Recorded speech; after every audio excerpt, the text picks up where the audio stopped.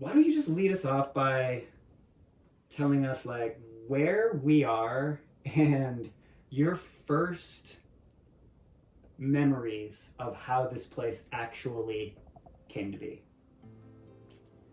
We are sitting in the tiny house in the backyard of the Notch Hostel in North Woodstock, New Hampshire. And this tiny house was dreamed up by Justin Walsh, the co-founder of the Notch Hostel, back in 2016, I think is when he had the idea.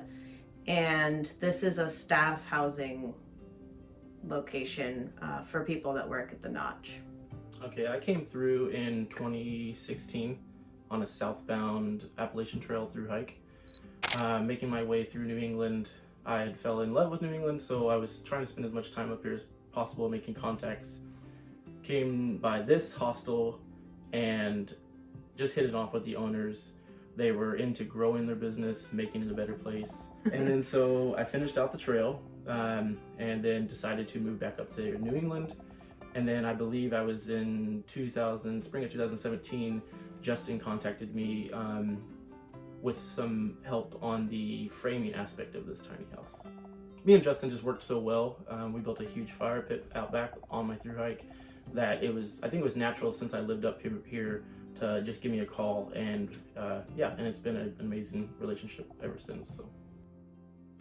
We first opened the hostel July 2015. We had no idea if it was going to be a success or not. And we were full our first weekend, and I immediately became very busy with checking people in, doing all the housekeeping, etc. So Justin reached out to me in the spring asking about the framing. I believe we framed this entire unit of a Friday evening and 2 long days after, Saturday, Sunday. Wow. And then the entire unit was framed up. And that was my first dealings with the tiny house. It progressed very quickly after that. And it's turned out to be an amazing unit for sure. First inkling that there was trouble in Paradise regarding the original build of the tiny house. October of 2021, last year, our new manager, Kelly Bryant, was living in here and noticed a very small soft spot on the wall near the threshold of the doorway to the tiny house.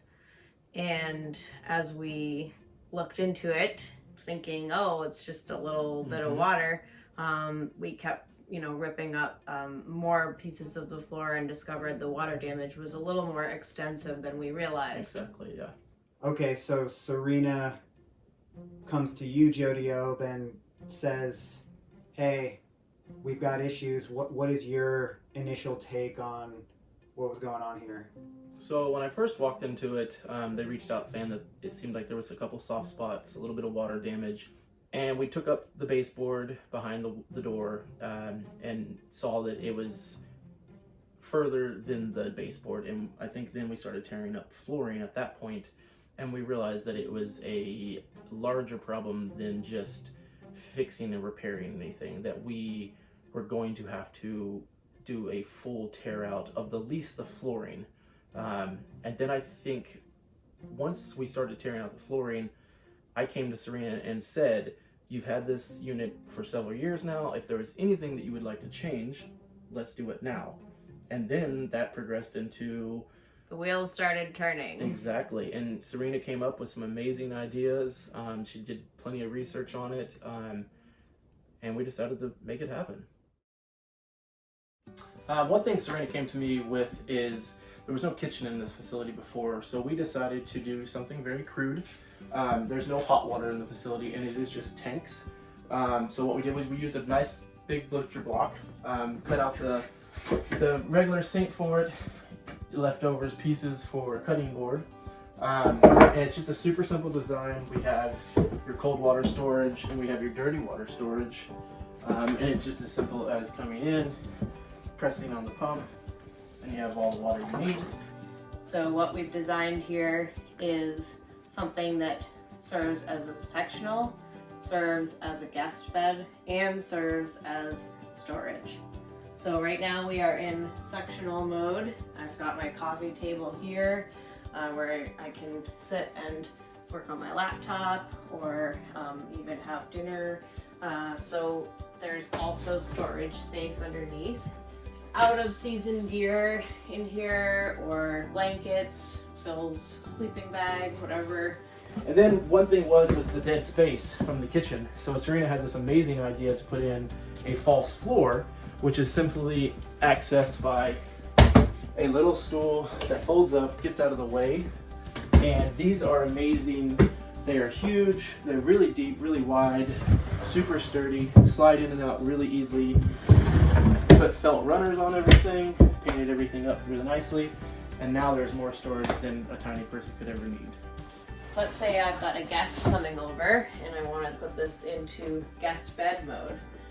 I'll just slide this out of the way, pull on this.